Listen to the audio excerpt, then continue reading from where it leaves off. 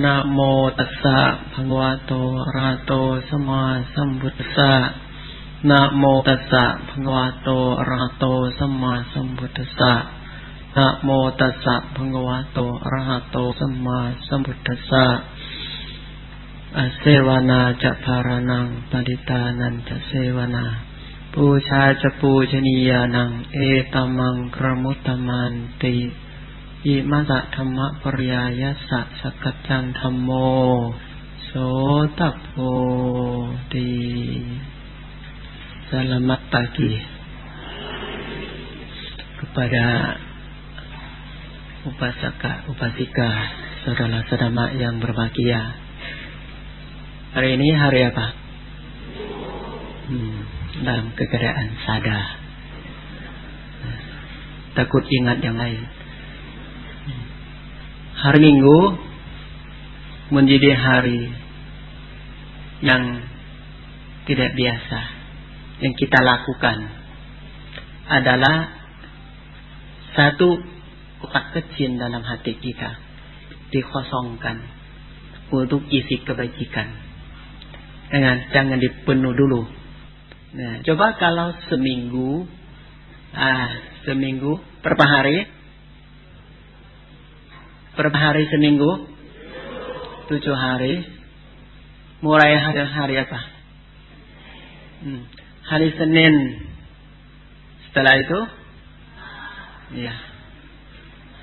Kalau kita tolong dikosongkan. 7 hari ini minta per hari untuk isi kebajikannya 1 hari.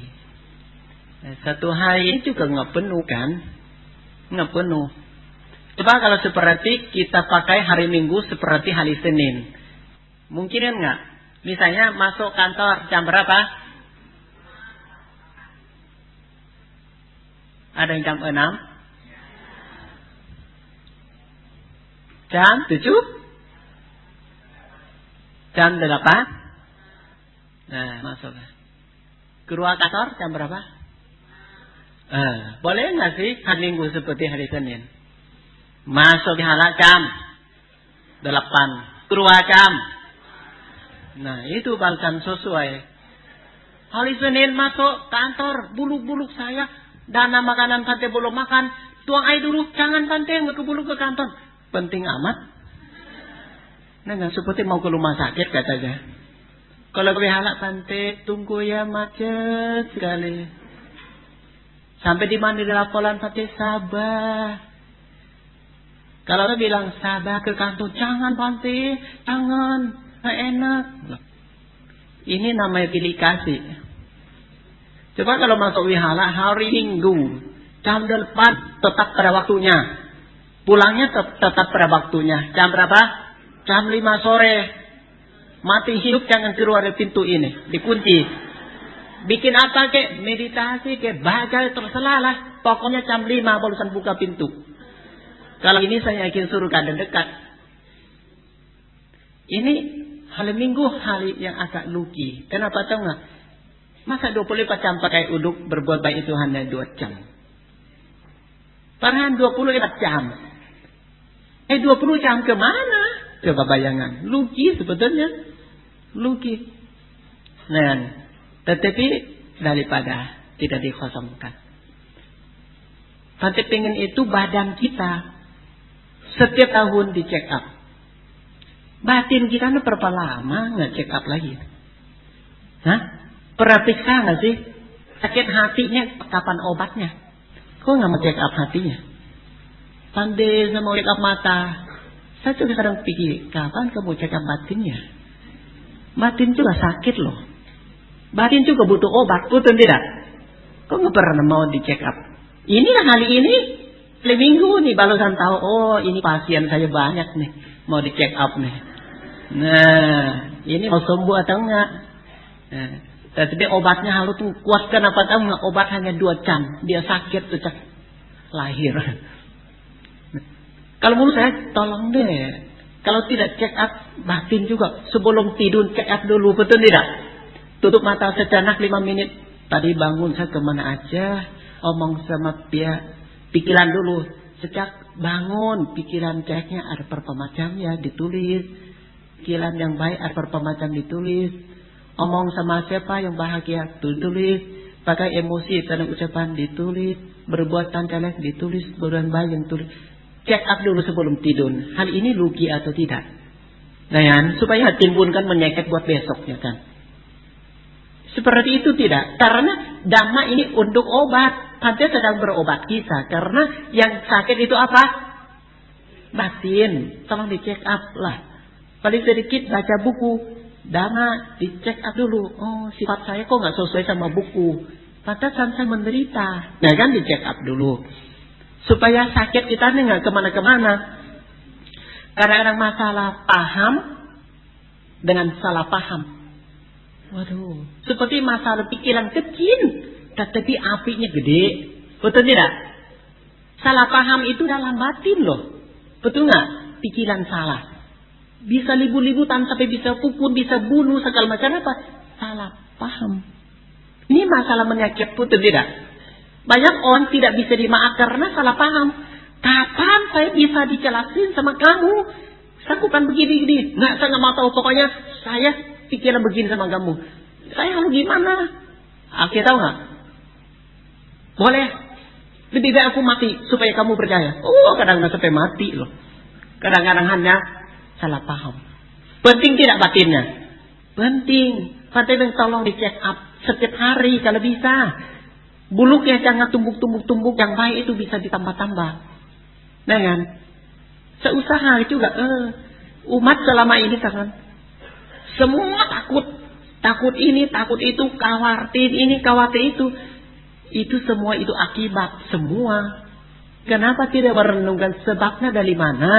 Setiap hari, betul nggak? Kenapa aku seperti ini ya? Seperti kalau orang emosi, orang melihat tuh lihat setan masuk katanya. Nah, berarti orang emosi itu seperti setan. Kenapa tiba-tiba kita jadi setan? Berarti kita kehilangan apa? Kehilangan kesadaran. Nah, selalu saya ingat bahwa kalau badan pula sehat ingat dokter. Kalau batin tidak sehat ingat apa coba? Pernah nggak angkat dokter kedua? Dua dokter. Dokter badan jasmani dengan dokter batin. Dokter batin ini belakang. Betul tidak? Batin nih. Minta tolonglah. Hadap sama seseorang. Mudah, saya yakin bisa berobat. Paling sedikit beraca dan mempraktekkan dengan marah 1 hari, maafkan seminggu, pasti malah itu hilang. Jangan marah, lalu maafkan 1 kali, marah, maafkan 2 kali. Sudah terlalu gede. Tolong maafkan, tidak apa-apalah, sudahlah, nggak apa-apa. Nah, sering begitu, jangan sering marah. Marah boleh tidak? Boleh. Bagus tidak marah? Bagus. Setuju, saya setuju orang marah. Tetapi jangan dibuang ke orang. Buang ke tanah, marah, cangkun sedalam-dalamnya. Kalau selesai kasih santai, sudah ada lubang 1 gede, ya saya siapkan pohonnya. Buat tanam. Marah segede-gedenya, tetapi tolong khawatir. Telepon pakai, nanti saya mau marah ini. Waduh, kekuatan luar biasa nih nanti. Mengangkat semua kaki, tangan, semua itu. Saya harus lakukan apa? Ya siap-siap ya. Ada bahan nggak? Apa bahannya? Oh, alat-alat buat cuci ke toilet. Cepat disikatnya, cepat-cepat. Dibuang-buang emosi secepatnya ya.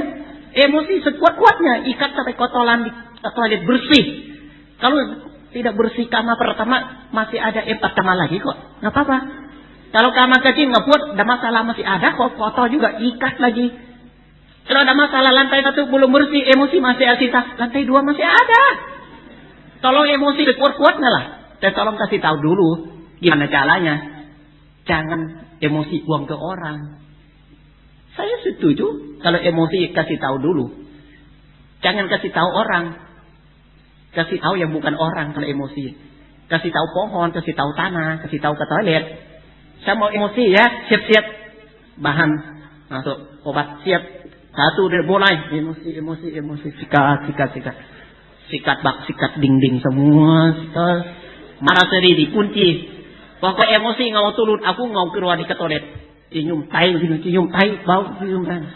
Saya yakin Nggak sampai 1 jam emosi turun sampai 50%. Nah, tergantung bijaksanaannya. Tolong dia merenungkanlah. Emosi juga baik, tetapi jangan pakai sama orang aja. Pakai apa? Sama alami. Nah, ini masalah saya takutnya kita ini benar-benar banyak orangnya. Darang ke sini itu sebenarnya beda bidang. Mungkin ada yang bidang ini, bidang itu. Tujuannya nggak sama. Nah kan? Tetapi paling sedikit ada satu keindahan. Itu adalah kelompok dhamma. Semakin banyak, semakin besar. Maka kita duduk sini rasa lebih enak daripada di rumah. Mungkin rumah itu punya diri sendiri. Dan kenapa nggak enak? Kenapa? Saya bertanyaan. Rumah bangun sendiri. Nah kan? Dapur bikin sendiri. Kamar mandi semua bikin sendiri. Kenapa belum enak? Kenapa belum enak? Masuk rumah seperti masuk lung tahanan. Nggak tahan, tidak betah. Lebih baik di luar. Nah, kenapa begitu? Karena itu rumah itu sangat indah. Karena batin kita terlalu penuh, mentumpah, mengkosong. Tidak, tidak terlalu. Kalau batin kita nggak tenang, rumah kok jadi kacau. Nah, tolong perhatian kebijaksanaan. Kami ada satu contoh untuk buktikan bahwa kesalahkahan itu bikin penderitaan. Kebencian dengan kebodohan, iri, sombong, segala macam. Tolong dihafalkan kilesa satu hari, satu macam. Supaya tahu dia, supaya kebahaya dia. Supaya tidak lakukan yang itu. Tapi saya lalu nasihat orang bahwa, pandai gimana supaya saya cepat kaya raya. Saya begini, saya harus gimana, apa yang saya mulai dilakukan. Maunya sukses, tidak mau sukses. Dan saya bilang, tolong baca buku gimana supaya saya bangkrutnya dulu. Kalau sudah tahu bangkrutnya, nggak mungkin bangkrut kedua kalinya lah. Betul kan? Mantung tahu dua-duanya lah. Tahu rugi, mantung tahu untung. Kalau tahu untung, kau tahu besok bisa rugi. Matematika jangan hilang di otak. Bisa kurang, bisa tambah, bisa kali, bisa bagi, sabar dengan ada 4 lah. Bisa pulang hari ini, tidak apa-apa lah. Dalam hati merasa nggak senang. Tetapi fisiknya makan enak. Emang nggak ada kurang, ada lebih. Sehari-hari kita. Banyak orang. Kemarin saya melihat sesuatu ya. Kebetulan saya barusan pulang dari India. Kemarin 10 hari di India. Keliling tempat sambutan. Setiap tahun saya ke India. Ada satu hal yang Tante merenungkan. Iya, selama ini ya. Saya lihat di Thailand, di Indonesia, di China, di mana. Saya pikir, setiap negara ada orang miskin. Saya mau tanya kita. Dengan Indonesia orang miskin ada nggak? Ada nggak? Ada bukti tidak? Banyak-banyak. Benar orang Indonesia ada orang miskin nggak sih?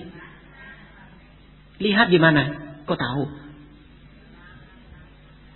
Bukan, saya mau tahu satu contoh gimana tanda-tanda orang miskin Lihat di mana Lihat apa kok tahu orang itu miskin? Kenapa? Lihat gimana coba? Lihat apa? Lihat apa ya? Kantong. Maksud apa sih lihat kantong? Nggak ngerti.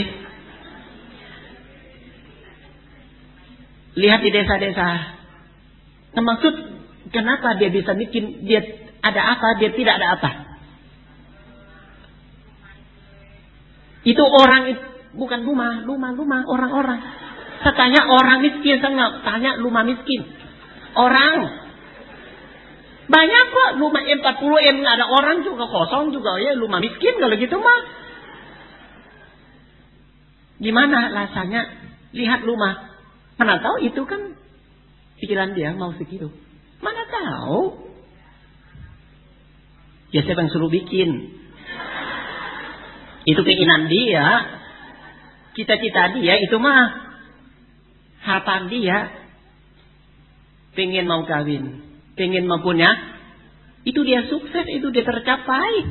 Cita-cita dia itu mah Kalau dia tahu ada anak menderita dia nggak bikin. Ini dia bikin karena dia maunya. Itu berhasil, dia senang kok punya anak. Tetapi saya hanya mau bicara sedikit bahwa yang kita melihat sehari-hari di Indonesia yang bilang orang miskin itu kayak berapa persen saja. Nggak banyak, nggak banyak, hitung-hitung aja nggak banyak. Tetapi sampai pernah ke India pernah lihat orang miskin. Nah, ini miskin yang sampai lihat beda ya. Pada lihat orang miskin, waduh, ini balasan ketemu miskin benaran. Yang kita ini pula-pula miskin belum tentu miskin. Dengan orang Indonesia siapapun kalau miskin, tolong ikut hantar ke India supaya kehilangan kemiskinan. Hantar amin. Kalau siapa yang lewat dari Indonesia ke India tidak akan miskin. Maupun miskin ke India tidak akan miskin. Karena apa? Misalnya, utamakan kita ke India, menaik bus, turun bus, ketemu orang di situ, mereka langsung anjari kepala ngeng. Nah, tidak tahu ada masalah apa. Nah, langsung dia ucapan. Apa dia ucapan sama kita? Dia bilang orang India ucapan sama tamu yang pergi ke India, apa yang dia disebutkan utamakan? Apa? Pernah ke India belum? Kasihan deh. Lah uang buat apa sih? Itu sesuai dengan kitab suci loh, itu Samudra diacak. Teman acak mau, Samudra acak nggak mau, bodoh sekali. Samudra diacak ke India di Tripitaka itu bahwa marilah kita umat Buddha atau murid-murid kami ini tolong melihat di mana tempat orang tua kita, guru agung kita, sembuh kita lahirnya di mana. Tercapai di mana, pernibbaan di mana, dapat di sana di mana, tolong diikutin satu kali. Kalau gitu dilalang meninggal dunia kalau belum sampai ke India. Jangan mati dulu, tak lambat, sayang. Ya, sabar ya, kalau sakit apapun, mau mati, mau bunuh diri, ingat hantai ke India belum. Kalau ke India barusan mati, belum sampai ke India, sabar dulu. Mau bunuh diri, taruh dulu pisau, taruh dulu racunnya. Pak pulang dari India dulu balasan lanyut. Pulang dari India itu suruh ada di depan. Kalau belum sampai India jangan dulu macam-macam dengan fisik ini. Kita sebagai agama muda, dana ini ke muda utamakan. Jangan dana ke lopa, dosa dan moha, dana ke bijaksanaan. Lebih sesuai. Misalnya kita ke India. Tante sebenarnya orang kampung. Tante juga lah, saya orang kampung. Dan orang kampung dilahir di kandungan juga kok. Betul tidak? Orang kaya lahir di mana? Kandungan juga. Berarti sama aja. Maka orang umat saya, nanti saya orang kampung. Kamu lahir di mana? Lahir di kamu nggak mungkin. Di kandungan kali. Iya, nanti saya lahir di. Iya. Saya tanya, kamu orang mana? Orang Jakarta. Lahir di mana? Di Jakarta. Nggak mungkin di kandungan kali. Padahal dua-dua itu sama. Nah, miskin dengan yang kaya di kandungan sama-sama aja 9 bulan. Mana tahu yang kampung 10, yang ini 9. Betul nggak? Sampai ke India. Mobil sudah jemput di airport. Airport kaya. Kaya airport. Kaya airport. Dekat udah kaya. Nah, turun. Setelah turun. Belum ketemu orang miskin di airport. Ada tentara, ada bagian cap paspor segala macam. Setelah itu mobil keluar dari airport, kaya airport dengan pergi. Ya belum ketemu orang miskin, pergi. Sampai kemarin mau inap di wihara udah kaya juga di dekat pohon bodhi yang segera tercapai jadi Buddha itu. Kebetulan waktu itu Dalai Lama datang. Tahu nggak Dalai Lama? Dari Tibet itu datang. Waduh, kota itu tumpah semua. Kalau Dalai Lama datang ke Buddha kaya, kota Buddha tumpah darah semua. Kenapa? Merah semua pakaiannya. Lihat kota tuh, merah semua. Kalau Tibet kan pakaiannya merah semua. Wah, kota seperti tumpah darah, tahu nggak? Darah lama semua. Ada yang perempuan, ada yang laki-laki. Tetapi saya lihat itu merah semua. Jadi nggak tahu yang mana laki, yang mana perempuan. Semua merah semua. Jalan semua orang Tibet semua. Kita jadi orang seperti kambing hitam masuk di situ. Kita kan nggak merah kan. Waduh. Saya masuk di situ gampang dicari. Kenapa? Tidak sama warna yang lain. Yang lain merah semua. Akhirnya saya nggak bisa dimasuk. Akhirnya saya pergi ke Nalanda. Ke Nalanda dulu. Sampai wihara Nalanda. Turun dari bus aja. Semua ucapan. Ansari pegang kepala. Bukan pegang kepala. Koyang kepala. Nah. Laki-laki turun dari bus itu. Maharaja. Maharaja. Setelah itu saya turun. Semua turun lagi-lagi. Maharaja. Maharaja. Nah. Ibu-ibu turun juga. Maharani. Maharani. Ibu kaget. Tante namanya siapa? Maharani. Ya mereka panggil ibu itu ratu. Tahu. Ibu ratu. Tahu. Ratu. Ya. Maha kan kita. Rani kan Maharani. Maharaja. Dan mereka panggil kita itu Maharaja. Maharani. Orang sempurna. Jadi orang yang sangat sempurna. Dari badan jasmani itu namanya mempunyai. Dari rambut sampai kaki, lihat itu sangat bahagia untuk mereka. Sampai mereka disebutkan Maharaja, Maharani. 10 hari kita nggak ada orang miskin di bos kita. Semua jadi Maharaja, Maharani, Maharaja. Di kupingnya nggak ada yang santai, tidak yang umat. Semua Maharani. Lama-lama di mobil juga panggil. Ibu naik mobil langsung. Ya silakan naik Maharani, naik Maharani. Si lagi-lagi naik. Sini. Sudah waktunya cepat. Maharaja, naik mobil. Maharaja, Maharani, Maharaja. Satu bus 10 hari tidak ada namanya Indonesia. Semua ganti namanya. Maharaja, Maharani. Orang yang sangat. Seperti mereka lihat kita menjadi dewa gitu. Seperti dewa, karena kita ini sangat bagus katanya, baik kulitnya, aduh putih yang mereka itu sangat dipuji. Saya ketemu orang miskin, pada makan, karena kenapa mereka miskin? Sesuai dengan ajaran Sang Buddha, karena mereka tidak ada makanan, utamakan. Kita ini kadang-kadang makan, kadang-kadang nggak apa-apa. Tetapi ternyata orang yang hati pergi 10 hari itu. Dari Budakaya, Nalanda, Varanasi, Lumbini. Saya suka masuk Nepal juga ke Nepal segala macam. Semua itu sama. Tidak ada makanan di rumah. Makanan ini. Makanan orang sih saya yakin satu macam makan sehidup. Sejak lahir sampai mati itu aja. Kita ini ganti-gantian, betul nggak? Rumah saya makan begini, rumah teman ada pesta tambah lagi ada undangan. Kalau di situ tidak ada undangan, karena makannya bukan nasi lagi, makan apa itu? Sehidup itu. Mau atau tidak? Itu masih mendingan. Yang saya lihat miskin tambah lagi itu. Ampun. Kelabah pun juga miskin. Kelbau. Kelabah miskin juga. Kenapa kok kelabah bisa miskin? Kelabah biasa makan apa? Lumpur di mana-mana, kila-kila ada tidak? Ada nggak lumpur di mana-mana ada? Tahu?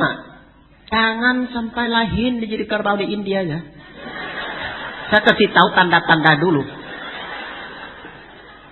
Check up baik-baik batin, jangan turun sampai jadi kerbau ya. Jadi orang miskin masih orang bijaksana masih bisa bantu. Kalau kerbau itu bodoh sama bodoh habislah. Masa di kerbau di situ? Saya lihat kerbau di sini kok ikat sampai kapan? Nggak mau keluar siang tuh nggak mau lepas, pagi nggak mau lepas. Dan saya masuk rumah orang. Ada 4 pintu. Rumah bikin dari tanah. Saya masuk. Saya lihat ada 4 pintu. Pintu juga nggak ada dari bentuk tanah pokoknya. Bikin dari tanah. Ya, tante masuk. Muka aja mau masuk. Ada orang keluar. Ya, good morning. Ya, good morning. Itu doang saya, yang lain nggak bisa omong. Kalau malam juga bodoh ingat apa malam omong. Lebih baik pagi aja.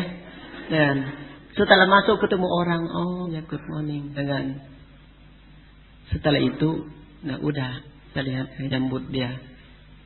Mau lihat, lihat pintu kosong lagi. Saya juga orang itu jalan-jalan di belakang bantai. Kamu mau masuk? Lihat sendiri gitu. Mau masuk, muka saya masuk, saya kaget. Astaga, untung nggak mati. Kenapa? Muka saya nampak muka kerbau di rumah dia. Hah? Ini kamar kerbau? Iya. Kamar sebelah siapa? Kamar orang. Kamar kedua punya kerbau punya. Kerbau tidur di rumah di dalam ini. Iya kata. Waduh, saya mau apa sama dia? Ya udah nggak good morning lah itu. Nah kan? Saya lihat kerbau 3 ekor di dalam rumahnya. Oh itu. Saya gimana ya? Oh ini kamar ini uduk kerbau ya? Iya. Kamar ketiga lihat lagi kudang. Kudang. Tidak ada orang, tidak ada kerbau. Nah kan? Dan lihat lagi kamar keempat. Muka belum masuk. Langsung. Apa lagi? Kambing. Aduh. Kok rumah ini semua makhluk ya ini? Maka tidak salah rumah ini semua makhluk hidup berbahagia. Satu rumah. 4 kamar, kamar orang, kamar kerbau, kamar kambing, segala. Semua ada di rumah. Ya kan? Saya paling kasihan itu. Saya lihat orang sudah mau nangis. Dan saya mau nangis karena lihat kerbau miskin. Di dunia ini. Kenapa miskin tahu nggak? Masa sih kerbau itu diikat. Ikat dari tali. Kan? Pendek juga dari hidung ke itu. Di bak makan itu kan. Ada bak segini. Buat makan. Saya lihat, kenapa kerbau ini nggak makan rumput ya? Nah, saya lihat dia potong, isi makanan diur kerbau makan. Ternyata kerbau itu makan pohon pisang. Pernah lihat nggak sih kerbau makan pohon pisang?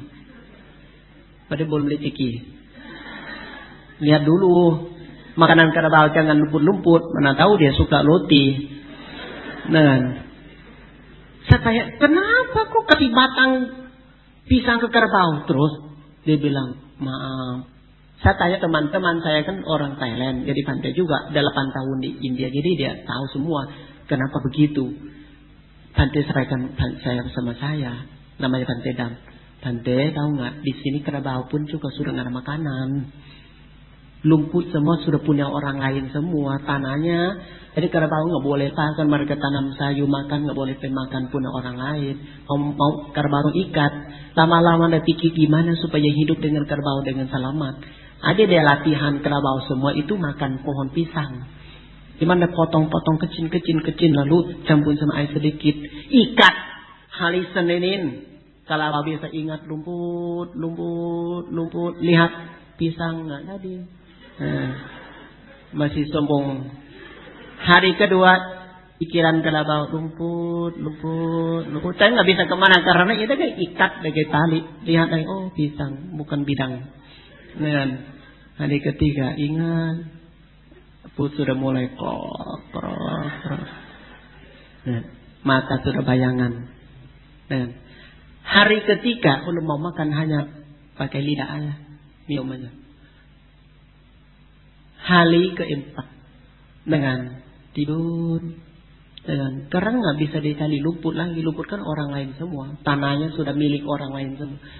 Pagi bangun, aduh kasihan dengan kerbau. Setelah bangun, pohon pisang habis. Tadi malam habisin kerbau. Mungkin dia pikir daripada aku mati. Akhirnya kerbau itu nggak ada lumpur makan, tuh makan itu. Orang pun lama-lama mungkin 100 meter saja sayur aneka macam, ini kotak-kotak. Saya bilang, kenapa nggak tanam semua satu teknik? Ini kan tanah kan sedikit. Bante, tahu nggak? 100 meter itu gak punya 12 orang. Hah? Tanah 100 meter warisan 12 orang. Satu kerwaka secak. Kakek, nenek, turun, anak, cucu, cicit.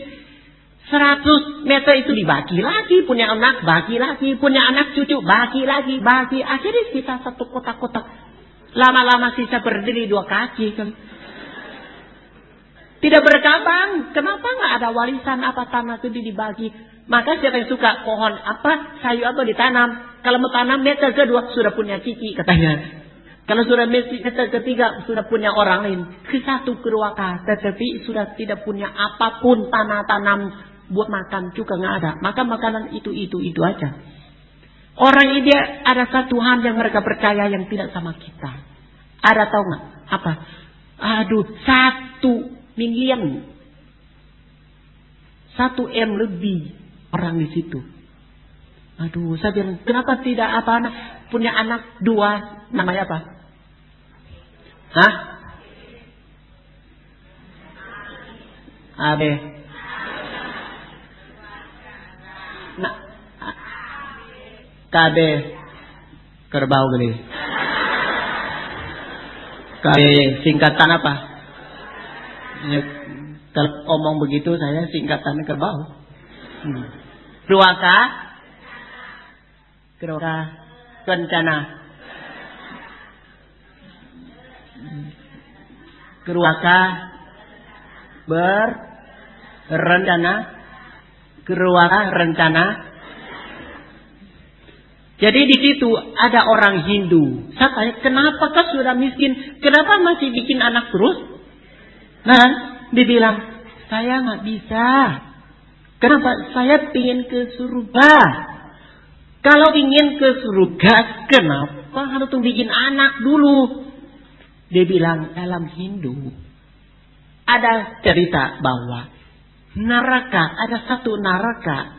Keluarga ibu ayah bisa lewat neraka itu harus dipimpin oleh putra. Anak laki-laki yang bisa lewat ke neraka itu, perempuan putri nggak bisa lewat, harus putra. Putra itu setelah melahirkan putra itu nanti mereka kirim ke hutan uduk pertapa. Jadi setelah merati diri, jadi pertapa, nanti balik ke rumah, nanti dimeratihan orang tua. Supaya orang tua itu bisa ikut ajaran anaknya, akhirnya bisa lewat neraka tersebut. Maka mereka sangat takut neraka ini. Maka mereka itu wajib sepertinya siapa yang punya putra itu, surga itu bisa lewat. Mereka nggak mau ke neraka tersebut. Mereka bikin anak harapan si laki-laki. Kalau perempuan neraka kedua kalinya muncul, kenapa? Kalau cari uang tambah lagi buat dia menikahan laki-laki, tambah miskin lagi. Kalau laki-laki, waduh, benar-benar itu neraka itu tutup. Kata saya sudah punya putra ini bisa bantu aku lewat neraka tersebut. Ini salah satu percaya tentang agama Hindu di India. Berarti penting tidak bijaksanaan? Penting tidak? Penting sekali. Penting banget. Maka saya bilang, rumah orang tidak ada uduk pribadi. Kenapa? Rumah itu bukan sederhana, melebihi bawah daripada sederhana. Kenapa tahu nggak? 4 kepentingan tidak ada. Sehidup 1 makanan tidak ada cukup, tidak pernah cukup. 2 obat-obatan tidak ada. 3 pakaian Tante cerita. Saya bagi pakaian, saya ingat sebagai warna merah, pakai. Lihat aja hari ini warna apa? Warna putih. Kenapa? Merah sudah hilang gitu. Kepakai itu aja lah. Sampai warnanya hilang. Nah kan? P4 tempat tinggal. Nggak ada. Tidak ada. 4 ini setiap hari tidak ada. Ini namanya orang miskin. Kalau kita nih makanan tidak ada, pakaian bisa lebih. Betul kan? Masih ada kartu sosial, masih ada bakso. Itu tidak ada.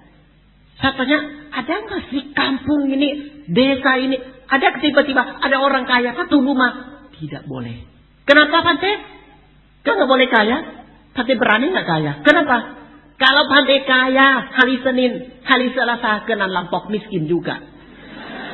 Kalau pandai kaya, hari Selasa, hari Rabu lampok miskin juga. Jadi pandai nggak usah kaya. Kenapa? Kaya setengah hari. Jangan sampai malam.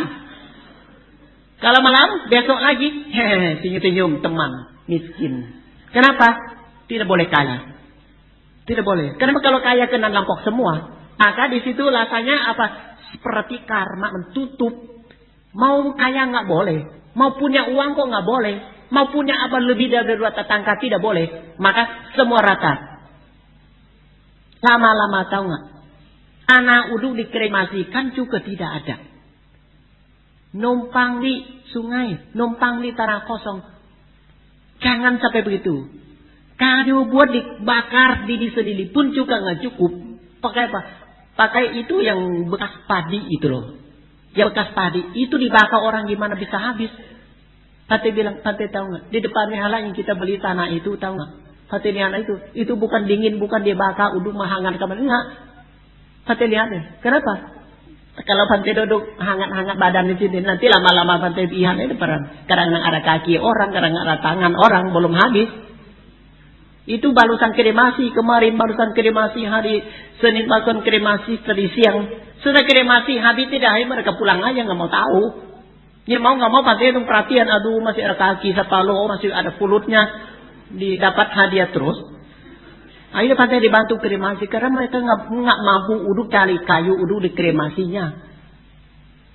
Tidak punya apa-apa. Maka itu pandai bilang, aduh, kalau Karabau sudah tidak ada rumput, udahlah jangan dipikirin yang lain deh. Karabau mau dilepas nggak boleh tanah orang. Ini kesalahkahan orang semakin lama, semakin paksa kita, betul tidak? Semakin paksa sekarang. Kenapa? Banyak orang punya tanah, tapi ditulis di belakang. Baca aja sekarang. Indonesia kita banyak banget bahwa ini suatu tanah banyak. Dan setelah baca, ini orang mana? Rata-rata yang banyak tanah sudah meninggal. Yang masih hidup bingung. Gimana? Surat itu ada namanya. Dan namanya sudah jadi Aramahumala. Yang masih hidup yang nggak ada pakai. Anak kosong sampai kapan lah. Betul tidak? Karena yang sudah kaya itu sudah meninggal rata-rata. Dan nyaman dulu pasti mereka lebih banyak beli tanah. Sekarang banyak yang sudah meninggal. Maka sekarang bagi sekotak-kotak, bagi lama-lama takar semua, pintu semua, jalan lama-lama dari kecil lama-lama uduk kaki, lama-lama tutup lama-lama berdiri. Yang bisa bergerak. Kalau kamu incak, bayar. Sudah lewat tanahmu. Lama-lama semua ini seperti apa? Luang tahanan. Hanya kecil atau gede. Nanti kita lihat peta deh, peta tanah, betul nggak? Tutup mata 2000 tahun yang lalu kosong Jakarta. Saya kalau lihat kok tanah ini dari kosong jadi kotak-kotak seperti apa tahu?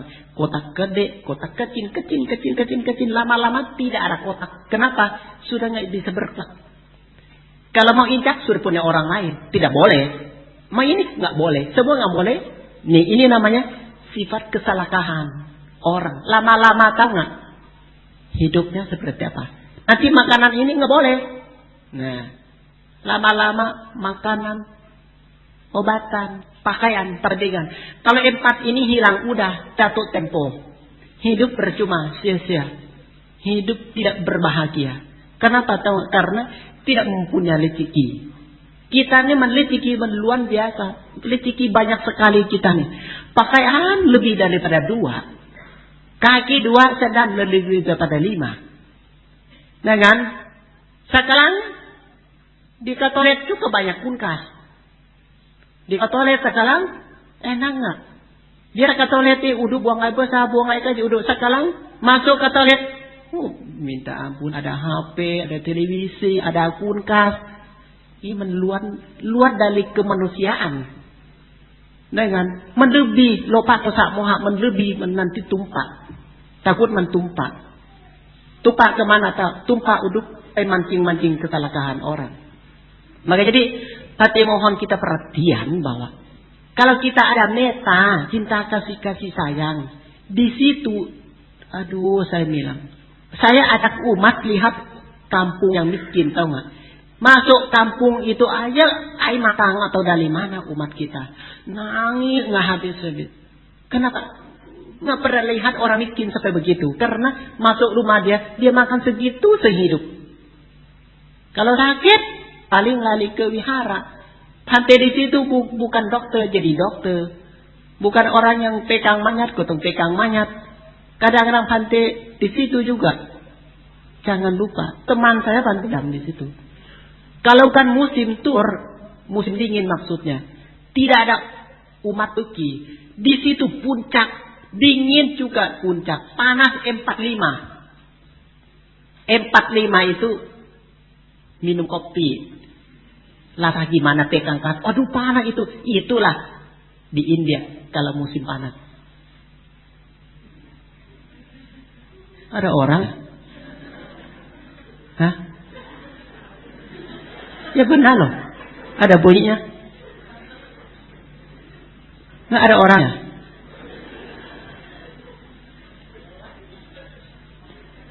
Takut ular. Maka jadi kita bayangan bahwa pada harapan kita ya. Kita ini sudah ketemu ajaran Sang Buddha. Sang Buddha suruh kita ambil contoh itu untuk merenungkan hidup. Kenapa kita bisa miskin? Oh karena memang rata. Karma mentutup. Tidak bisa kaya, tidak bisa. Santai sendiri pun sudah pegang coba. Dari Thailand makan enak banget, lebih-lebihan makanan. Pindah ke India 4 bulan yang bukan musim dingin. 4 bulan makan mie setiap hari. Pagi mie 4 bungkus. Siang 4 bulan mie terus. Dan untung waktu pilak tidak keluar mie. Saya bilang hati itu loh Pantai, kalau Pantai pilak bukan keluar air, nanti keluar mie loh. Kasihan sekali. Pantai di situ kalau mau tidur tidak bisa tidur di kuti, tahu nggak? Bikin keranjang, tahu nggak? Di bawah itu tanah, di atas juga bikin tanah juga. Lalu sebelum tidur silam penuh di atas. Di bawah tempat tidur pakai ember silam semua. Air sampai banjir. Setelah bangun kleng semua. Seperti musim kemarau. Panas itu 45. Maka Pantai bilang, ini sementara yang kita masih hidup. Kalau pindah ke tempat yang tidak sesuai, menderita. Maka itulah Pantai ini merasakan, ya Indonesia kita sangat makmur. Sangat sekali. Saya sampai merasakan, saya tidak akan miskin lagi kalau seperti Indonesia kan seperti apa kek. Yang penting jangan seperti India sekarang. Kalau tidak lumpur, gimana orang bisa makan nasi? Masuk restoran besar sekali. Ternyata tahu nggak? Terbaliknya. Menu 15 menu, makanan satu macam. Kok bisa? Menu 15 menu kok makanan satu macam. Kenapa? Itu menunya terbalik. Oh menu ini isi air, menu ini nggak isi air, menu ini pangkang, menu ini nggak pangkang. Kok dia ambil itu roti itu kok menu beda-beda? Dia kan gitu aja. Namanya kan beda, makanannya sama. Makanan sama satu macam, menunya tulis 15 menu. Waduh, gimana bisa makannya? Makanya tolong perhatian tentang kebijaksanaan butuh diperhatiannya. Kita belajar ambil bijaksanaan buat dibagi orang lain. Bagi bijaksanaan. Di situ kan kayu sedikit pun juga ada gunakan. Sampai di samping jalan pun pohon rontok daun itu benar-benar libutan. Ambil daun gua apa? Daun itu, kleng itu diambil pulang ke rumah. Lalu dipotong-potong campur sama padi yang pantang. Dipotong-potong campur sama air. Setelah itu isi karabau makan. Setelah karabau makan jadi pabrik. Maka mereka nggak boleh lepas karabau. Besoknya kan dia buang air besar. Buang air besar diambil seperti piling nih. Kira-kira sepiling ditempel di dinding, di pohon, dijemur. Setelah kering lagi balik ke rumah. Uduk bakar, uduk masak makanan. Kalau hitung yang sederhana. Kalau hitung menderita, sangat menderita. Karena bahagia tidak pernah lewat rumah. Bahagia tidak pernah lihat di mata. Tidak pernah mendengar suara yang merdu. Tidak pernah lihat jasa. Tidak pernah cium yang wangi. pagi, cium tai siang, cium tai sore, cium tai. Nah kan, mulut juga makan segitu-segitu sehidup. Pakai anti kesuk itu. Makan segitu-segitu. Gimana fisik kita bisa sehat? Akhirnya itu nggak sakit ulang. Ditahan, nggak ada obat. Maka ini saya merasa bahwa ini sesuai dengan ajaran Sang Buddha. Cinta kasih sayang ke semua makhluk. Dibagikan apa yang kita punya, jangan disayangi. Takut kita jadi orang pelit. Kalau orang pelit kadang-kadang menderita waktu sakit. Masa waktu sakit seminggu aja tidak yang nengok. Maupun kaya saya juga nggak bangga begitu mah. Lebih baik di kampung. Satu orang sakit, satu kampung tahu semua. Kalau dia ibu kota, dia di rumah sakit sendiri. Kaya sekali, waktu ke rumah sakit juga tetap pakai taksi.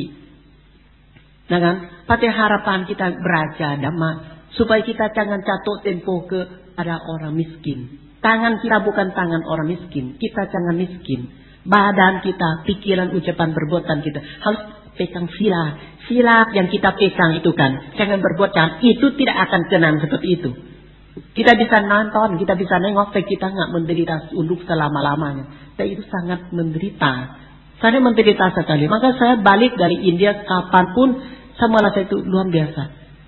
Luar biasa. Hati lebih kuat, lebih banyak mau bantu orang lain yang tidak pikirin. Ada satu cerita. Di situ ada orang zaman Sang Buddha. Masih ada riwayat. Namanya di situ. Di kota Narantha. Narantha itu mereka akan bikin roti kacang. Kaca. Namanya roti kaca. Roti kaca. Itu ada dua rasa, asin dengan manis. Nah kan, di situ laki-laki dodok cua itu semua gede-gede di kota itu. Itu saya kasih cerita kepada umat yang ikut bahwa riwayat kue ini bukan dari nenek moyang. Dari 2550 tahun, 2550 tahun. Sejak zaman Sang Buddha kue itu. Sampai sekarang masih bikin kue itu. Kaca. Riwayat kue ini menarik. Mau dengar nggak? Bagaimana belakang sudah tidur? Waduh, kok jangan tidur dong. Dengan masa dengar pantai begini. Nanti pantai calama begini. Nanti umat dengar calama juga begini. Saya lulus untuk kepala saya. Masa kepala saya begini, umat kok lihat saja begini. Nggak mungkin itu artinya kehilangan kesadaran. Sedang mimpi. Kaca ini roti. Riwayat itu ada apa? Ada orang kaya raya. Nah, zaman dulu. Zaman Sang Buddha masih hidup. Dengan orang kaya raya ini suami sangat pelit. Tahu nggak pelit? Pelit sekali. Tidak mau kasih uang orang tahu. Tidak mau kasih tanda-tanda kekayaan dia. Sangat kaya raya. Istri kebijaksanaan. Tidak maulah seperti itu. Maunya berdana, mau menolong orang istri. Suami nggak mau ikat begini. Untuk diri sendiri pokoknya. Untuk badan diri beda kan. Kalau ibu gimana? Selalu ikat ada anak gendong. Betul kan? Nah, kalau urut diri sendiri begini aja, hangatkan badan. Udah selesai. Bukan peluk orang lain. Itu terlalu pikiran pribadi. Sampai hari itu kerajaan ini, orang kaya ini lewat kota di Narantha itulah. Dia ingin mau makan roti kaca itu. Aduh, saya ingin mau makan roti, tapi gimana caranya? Kalau saya mau beli, nanti yang lain lihat. Gimana nih tahu orang kaya, saya punya uang nanti gimana nanti diikut minta. Nggak mau cara begitu. Pikir gimana ya. Kalau mau beli bahan masak di rumah, waktu mau beli juga takut. Nanti orang lihat saya punya uang. Gitu. Akhirnya pikir ulang-ulang sampai pulang ke rumah. Mau ulang-ulang lagi sama istri. Saya ingin mau makan roti itu, tapi saya takut orang tahu saya itu uang. Saya takut orang tahu saya punya uang. Takut itu aja. Rasanya haus, rasanya pingin mau makan kaca itu loh. Dia nggak berani beli, takut orang tahu dia kaya. Dia tidak belilah, nggak mungkin habis. Mau beli bagi orang satu kampung, juga nggak akan habis uangnya. Ikhlas sedikit deh. Dan nyawa ini benar-benar itu untuk orang lain satu kali. Tidak mau, pokok tidak mau, saya nggak mau. Oh gitu. Akhirnya deh, Semakin lama dia semakin pengen mau makan roti kaca itu. Akhirnya ada keputusan. Dia titip uang sama orang. Beli sedikit katanya. Saya mau masak sendiri. Akhirnya dia beli. Beli kecil sekali. Uduk satu orang makan. Tidak mungkin sampai istri. Dia mau makan sendiri. Dia nggak mau tahu. Dia mau hidup sendiri. Pakai uang sendiri. Pikiran lagi. Gimana? Dapur lantai 1. Nggak mau. Kamu gimana sih? Ada. Mana? Saya beli roti. Beli roti mentah. Belum matang. Dia ambil bungkus. Sembunyi. Naik lantai 1, lantai 2, lantai 3, lantai 4, lantai 5, lantai 6, lantai 7. Stop. Saya mau masak di lantai 7. Kenapa mau masak di lantai 7? Tinggi sekali. Kalau saya masak lantai 1, lantai 2. Kalau asap keluar nanti kena hidung orang. Nanti dia cium, nanti dia tahu saya masak kue. Nanti dia minta gimana? Ampun. Takutnya asap roti itu kena hidung orang. Takut orang tahu dia sedang masak roti. Nanti orang minta. Nggak mau lagi. Sampai lantai 7. Waktu lantai 7 dia buka jendela. Masak roti kaca itu. Masak sendiri. Bikin. Waktu itu sang Buddha melihat. Oh ini orang pelitnya ada di lantai 7. Orang lain tidak tahu sang Buddha. Tahu. Panggil Mokkallana. Mokkallana sini. Ada kan? Yang mana Mokkallana? Tanya dong. Yang mana? Kiri yang mana? Ini dia tahu kanan. Yang kiri ini apa? Benar ya, lihat sang Buddha setiap hari kok lupa di samping itu siapa? Kalau mereka pindah patung yang lain di mana? Nggak tahu juga nih. Yang ke kanan itu adalah Mokkallana. Yang ke kanan Sariputra, kiri itu Mokkallana. Nah kan? Jadi panggil Mokkallana ke sini. Ada apa yang mulia? Tolong deh, kasih nasihat. Tuh, orang kaya pelit yang masak roti kaca di lantai 7. Waduh, tolong dinasehatin. Begitu dia terlambat, dia bijaksanaan juga. Tapi dia lupa sedang tutup mata dia. Kesalakahan terlalu banyak di hati dia. Jadi dia terlalu kemerkatan tentang duniawi. Tolong nasihat. Mokkallana kan bisa terbang. Ya, bisa terbang. Ya, yang mulia, saya harap bisa berubah. Ada Mokkallana terbang, muncul di lantai 7 di jendela. Nampak, waduh sedang masak kok ada orang lihat lagi. Saya usaha lantai 7 loh masih ada orang manjat. Pak Piku lagi, apa ya kamu kesini? Nggak, saya mau lihat sedang apa? Sedang masak roti, sedikitnya nggak bisa dibagi. Ya nggak, saya nggak minta. Boleh nggak? Saya mau bantu masak katanya. Nggak, sedikit tadi kamu minta bagi gimana? Waduh, ribut tentang mau bagi roti kaca itu. Nggak, saya mau bantu masak boleh nggak? Akhirnya bincang-bincang sama Mokkallana, diizinkan. Mokkallana bantu masak. Mokkallana kan ada kesaktian. Semakin bakar, semakin gede roti dianya. Kok roti saya gemuk-gemuk? Roti saya besar-besaran. Gimana saya bisa makan habis sendiri begini? Makanya sebenarnya roti ini gede loh. Tanya, gimana? Begini, setelah masak. Boleh bagi nggak? Kan makan sendiri nggak muat. Tidak mungkin itu bisa habis ini. Kaget kan kerasaan kaget. Kok roti kecil ini kok bisa banyak, kok bisa gede begini? Dia bantu masakkan, dia pakai kesaktian. Akhirnya bawa roti ini. Makan setelah kenyang itu, tahu nggak? Roti kan masih banyak katanya. Kerasa merenkan lagi. Wah, kok roti bisa banyak ya? Kok beda ya? Jadi Mokkallana kali sampai. Kalau bagi orang roti ini lebih banyak lagi katanya. Oh gitu jalannya. Wah kalau gitu dihala Anda ini ada berapa bantai katanya. Wah ada 500 lebih. Ayo bagi kayak roti kaca ini ke pantai yang lain. Dibawa ke wihara, dibagi, dia bagi, senang banget. Setelah itu dia ingat lagi, ya kalau bagi tambah banyak, lah bagi tambah. Iya, akhirnya tahu sampai bagi para pantai banyak wihara, makan sampai lebihan. Karena kan Mokkallana bantu masak. Jadi makanan itu dari kesaktian paramita Mokkallana ditambah tambah.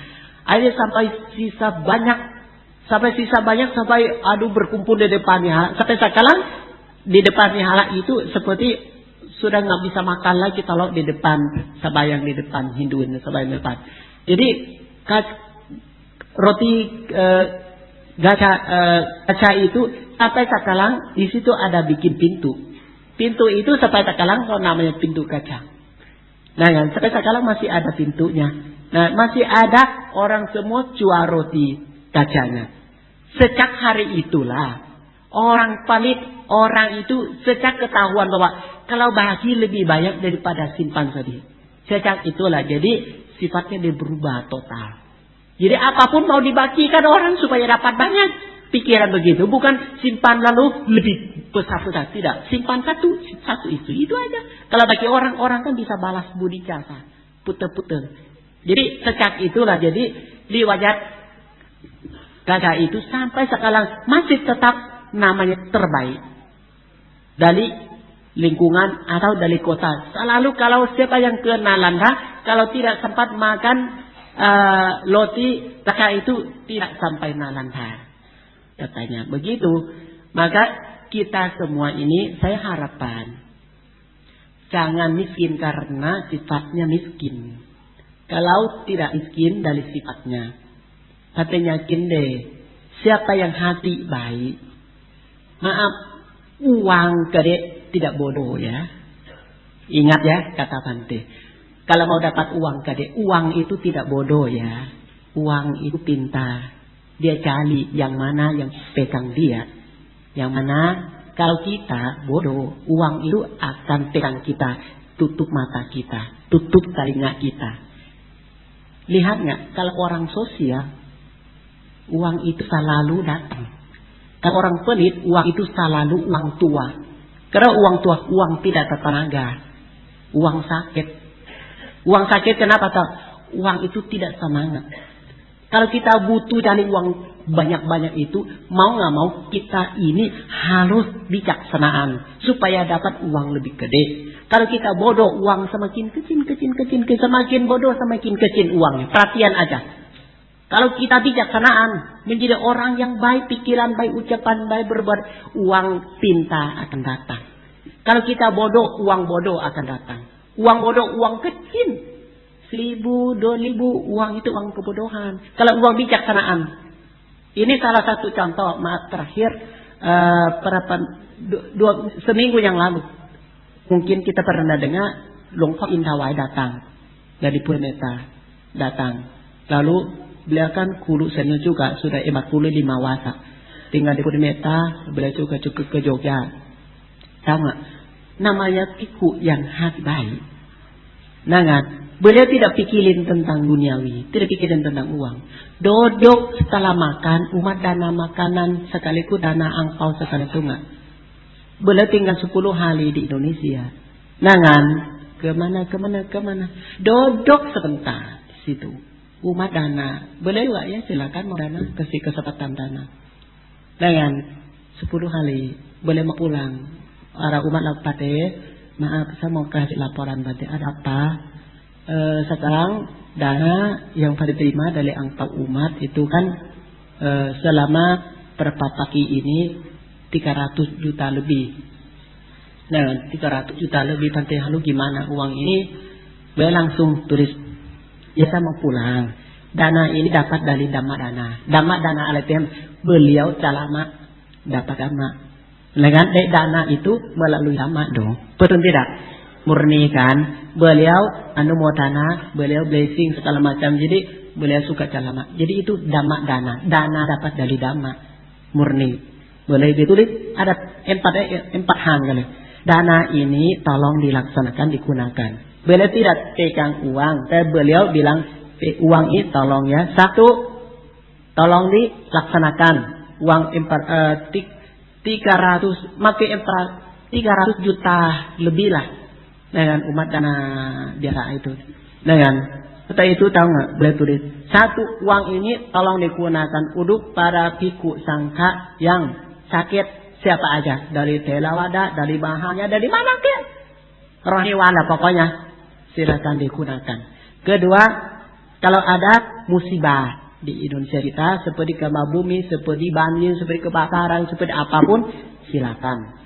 Ketika bisa buat pendidikan, sekolah minggu apa silakan. Dengan sampai umat sakit pun kalau butuh dibantu, tolong dibantu. Ada 4 han sudah tulis kasih. Yang tanggung jawab adalah sangka, ada Tante Wongsin, ada saya, ada Papa Kalo, ada. Dengan setelah beliau berangkat aja. Dana 300 juta itu untuk umat Indonesia semua.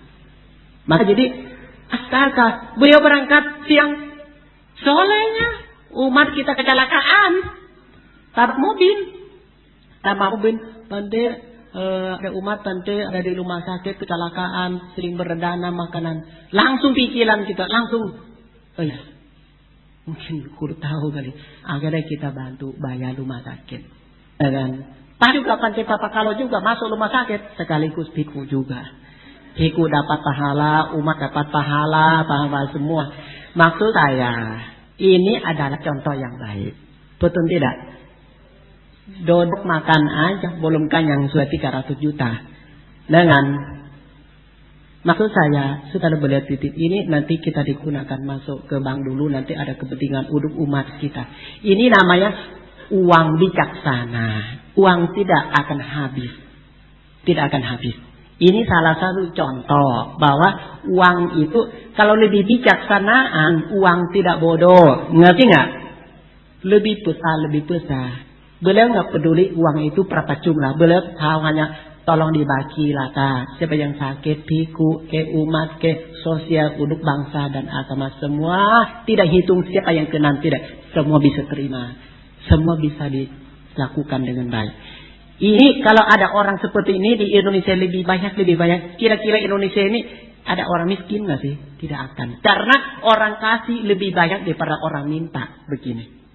Tidak mungkin miskin. Ini ajaran Sang Buddha loh. Maka pada usahakan jangan bodoh supaya ada rezeki.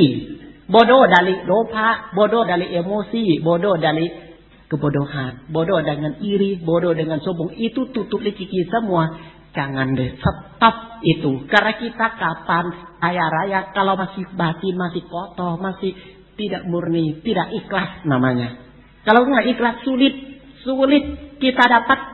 Pasti dapat ini kok ada masalah, dapat masalah tambah sedikit tidak murni. Kenapa? Kita nggak ikhlas awalnya. Nah ini perhatiannya tentang dana supaya kita nih uang apapun setiap negara uang gede bukan bodoh, uangnya nggak bodoh, pasti dia tahu alamat dia di mana. Kalau uang kecil bisa lah seperti rumput di mana-mana ada, kalau padi pohon buah tidak ada alamatnya, betul tidak? Pohon yang buah yang manis seperti tulen yang bagus ada alamatnya. Padi yang harum ada alamatnya. Kalau daun liang di mana-mana ada, itu orang incak, orang buang itu buang sampah di mana-mana ada. Itu uang kecil, uang yang tidak bisa harapan. Di mana-mana ada itu, tapi tidak ada bentuk yang mau beli rumah, beli mobil, beli apa tidak dapat. Nah, tolong kita nih maharaja, nanti namanya semuanya maharaja, maharani. Nah, menjadi orang yang sangat mampu, bertekad tidak akan mungkin kalau ikut ajaran Sang Buddha. Saya yakin rezeki itu perintah untuk kita semua. Maka utamakan yakin, ya, yakin. Setelah itu usaha yang kita yakin itu, dengan merenungkan yang kita usaha itu. Dan kalau setelah itu akan tenang. Kalau sudah yakin tenang, sudah tenang akan bijak. Kalau sudah bijak tenang, saya yakin rezeki juga datang yang seperti bijak. Nah, seperti seseorang yang Tante Indawai duduk makan hanya kalau kain umat tumbuk aja sudah 300 juta. Bisa bagi orang, bisa ribuan orang. Ini nggak akan habis. Makan juga akan habis. Tidak masalah. Untuk bijaksanaan. Ya, anumodana semoga kita hari Minggu ini check up yang baik.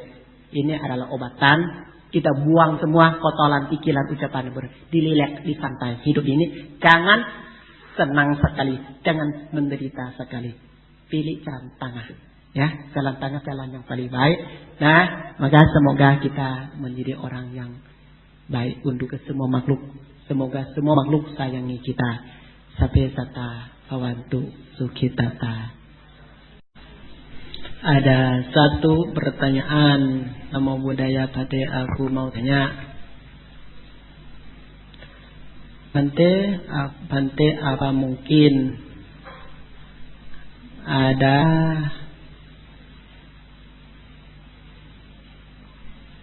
Wah, nggak tahu. Ada seperti cacing ya, nggak tahu baca gimana ini. Karena kalau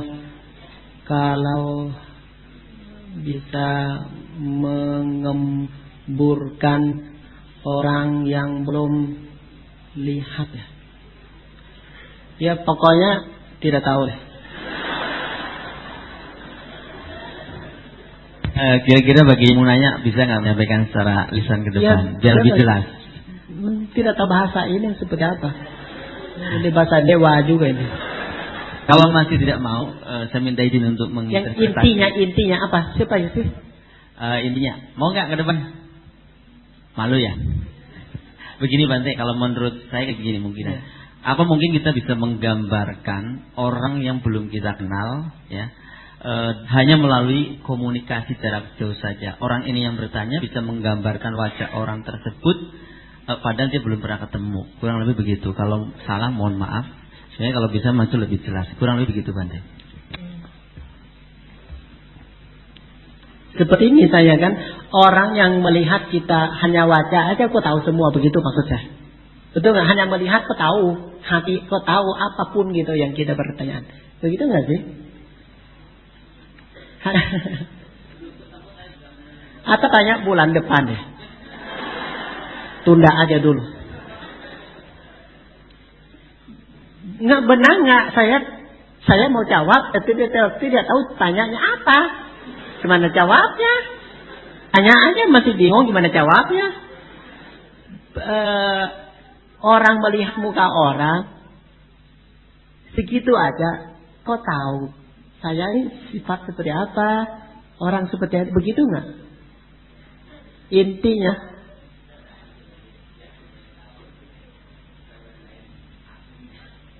itu. Maka kalau tulis pakai bahasa manusiaan dan pakai bahasa dewa, manusiaan susah baca. Dengar dulu gimana? Namo Buddhaya Bante, aku mau tanya Bante, apa mungkin ada ikatan karma kalau aku bisa menggambarkan orang yang belum kita kenal karena melalui komunikasi? Aku kenapa bisa apa tadi? Komunikasi. Ya itu apa? Itu apa? Ya. Apa mungkin? Kata-kata itu alatnya apa? Yang mungkin apa sih? Apakah mungkin ada ikatan karma kalau aku bisa menggambarkan orang yang belum kita kenal? Itu intinya. Itu tahu. Selanjutnya. Karena melalui komunikasi. Ya, yang itu ada apa? Kenapa aku bisa tahu? Iya, sebentar saya masih ngomong itu bahasa yang tadi itu apa artinya? Percakapan, komunikasi itu percakapan lewat telepon misalnya gitu. Orang yang belum pernah ketemu. Oh, pakai ucapan. Ya, hanya lewat telepon mungkin, belum ketemu face to face, tempat mata belum. Tapi dia bisa menggambarkan wajahnya kira-kira seperti ini. Terus. Mungkin orang ini punya kemampuan melihat seperti itu. Seperti apa wajah orang yang kita ajak bicara, seolah-olah aku merasa dekat sekali dengan orang tersebut. Padahal belum ketemu itu Bante. Itu doang. Tiga tanya yang serius. Usaha dengan yang serius, tanya itu doang. Aduh. Namanya cinta gini.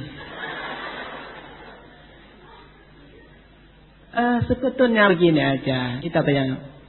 Kalau dari karma mungkin tidak mungkin. Kalau dari karma. Kenapa? Kalau karma itu mata ini melihat baca batinnya sudah tahu.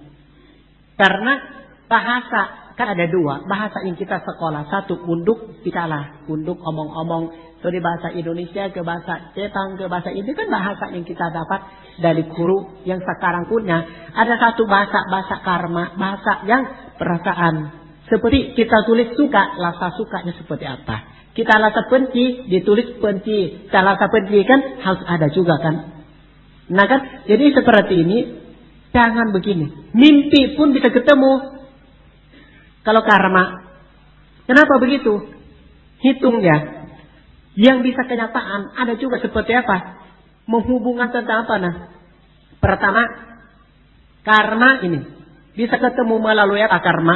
Bisa juga karma yang lampau ketemu. Nah kan? Saya pernah cerita tidak tentang burungnya. Pernah tidak? Gimana? Burung itu tahu nggak? Setelah ketemu, karena saya sudah selalu bersabda tentang kita berbuat baik sama-sama ini maupun istri suami, kalau ketemu lagi bisa juga dari hubungan tentang bertekad berbuat baik pada waktu itu, ayo kita ke wihara dengan istri suami. Setelah itu dia sembahyang, dia meditasi, tapi tujuannya semoga kita bisa berbuat karma baik selanjutnya buat masa depan. Ini kok bisa ketemu lagi loh? Karena batinnya sudah jodoh. Fisik bisa berubah, tapi batinnya masih rutin, masih satu rute seperti kereta api. Nah kan, nggak pecah-pecah, nggak belok-belok lagi, karena satu rute.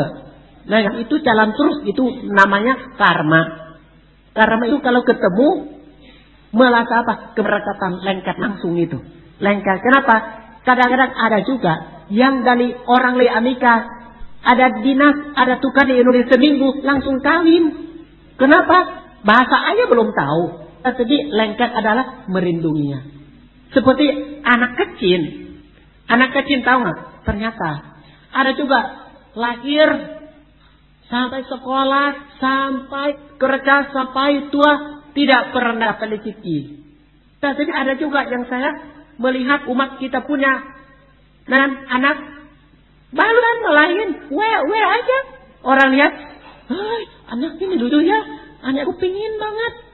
Mau nggak aku yang melindungi? Saya tambah lagi uang 2M. Barusan lahir 2M.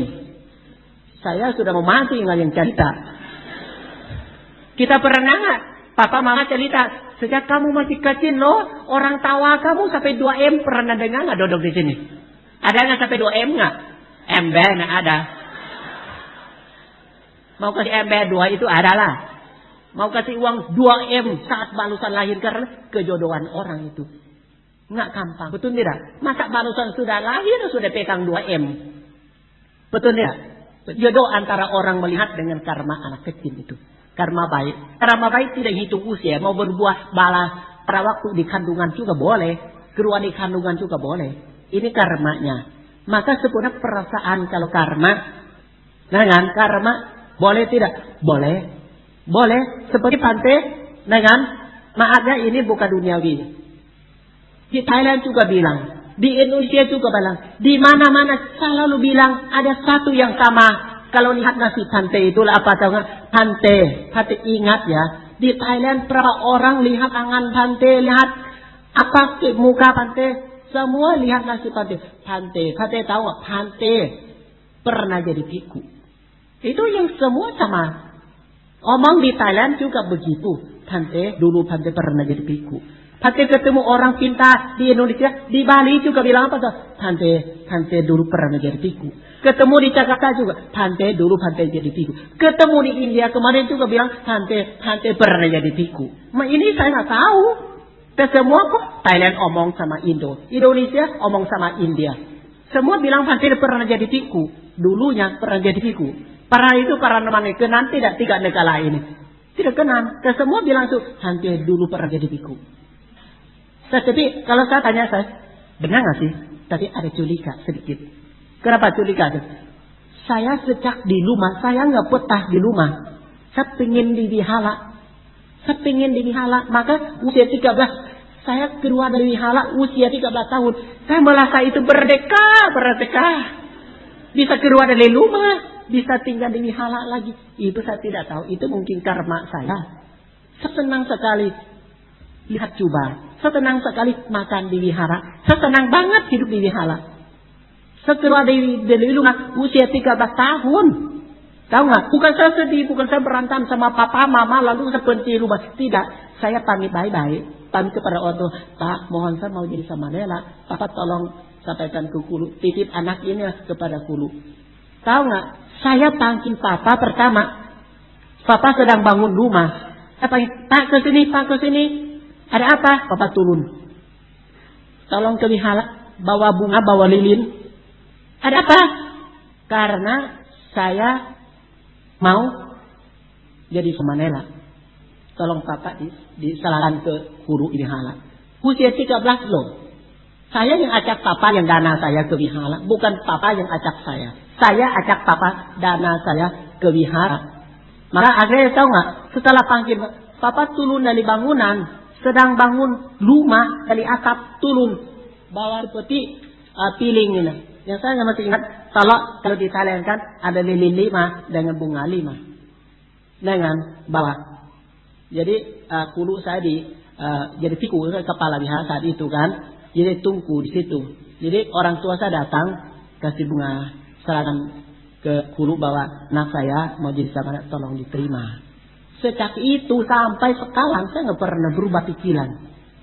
Nah, masalah semakin lama semakin wihara semakin indah daripada rumah yang mewah. Karena sebelah itu karma baik saya. Saya nggak pernah pikirin duniawi. Kalau dunia mungkin saya pikirin. Ternyata sifat saya nggak tahu. Kecil manapun saya juga masih lihat wihara, masih lihat coba itu sangat indah sekali untuk saya pribadi. Dan sekarang saya sudah gede di Thailand bilang tante dulu tante jadi biku, tante ngomongin yang lain. Di Indonesia omong begitu juga, di Bali juga omong begitu. Siapa juga semua sampai India pun omong tante harus ke India juga karena tante riwayat itu pernah jadi biku. Berarti ini mensesuai dengan batin saya, yang keinginan saya, yang saya laksanakan. Heran juga. Saya di sekolah itu saya bodoh. Mulai pintar saja pegang coba ini. Ya, sekolah di duniawi itu belum tentu. Ujian setiap kali itu 60 kok sudah hebat. Antara 100. Banyak yang 4. Banyak yang 59. 59. Guru maunya 60. Kapan tamatnya ini? Setiap kali ujian nggak lulus gimana tamatnya? Tapi tanda balik. Ini bukan saya puji saya. Sejak saya pegang coba tahu. Saya ujian apapun sampai sekarang pun tidak pernah gagal. Bakat Pali, Abhidhamma, apapun saya berhasil semua. Sejak pegang ini. Berarti itu batin saya, bidang saya. Dan setiap pegang coba, saya bisa pegang HIV, saya bisa pegang narkoba, saya bisa mendidikan orang, saya bisa latihan orang. Padahal orangnya kecil-kecil begini lah. Di kalian malah latihan tentara, latihan polisi, latihan dokter, semua saya bisa. Kalau waktu di sekolahnya nggak bisa apapun, nggak bisa jalan, otaknya puter-puter pusing doang. Sejak pegang coba, otak barusan lurus. Ini mungkin bidang saya. Ini saya terima. Ini sesuai dengan orang omong. Karena berdaya satu, benar satu. Betul tidak? Beliau percaya saya pernah jadi biku. Dan yang saya benalan, saya sendiri itu, maaf pada sedikit saya ada bukti. Saya jadi biku. Pegang coba ini, jangan sampai sudah 25 tahun. Ini salah satu. Saya belum pikiran Tuhan itu terlalu indah daripada coba. Saya belum melihat seperti itu. Saya melihat saya malah kok semakin jadi biku, semakin lama, semakin matang, semakin berbahagiaan. Ini mungkin bidang saya. Mungkin hubungan jodoh, kehidupan saya yang lampau. Boleh juga umat jadi sini juga pernah ketemu. Betul tidak? Mungkin tidak. Ya mungkin saja. Semua coba bersama. Kita berbuat baik sama-sama. Bisa ketemu lagi. Mungkin barangkali hari ini kalau saya ada waktu. Nanti saya ada putar CD 1 dengan kenyataan. Kenapa bisa ketemu lagi? Sebab apa? Nanti utang. Nanti ketemu. Saya ada bukti saya banyak. Banyak sekali tentang kehidupan yang lampau sekarang hubungan apa. Tentang barang, tentang orang, tentang leki-leki. Semua itu ada jawaban dengan bukti sendiri. Udah ya. Tapi sekarang yang paling penting. Yang saya harus lakukannya apa tahu nggak? Makan siang. Penting.